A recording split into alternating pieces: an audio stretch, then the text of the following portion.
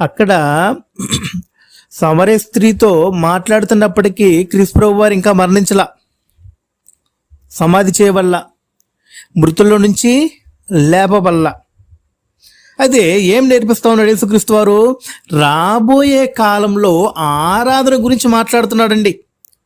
రాబోయే కాలంలో ఆరాధన గురించి మాట్లాడుతున్నాడు. ఆ విషయాలను గమనించాల్సిన అవసరత ఉంది. చూడండి, అమ్మ ఒక కాలం వచ్చున్నది.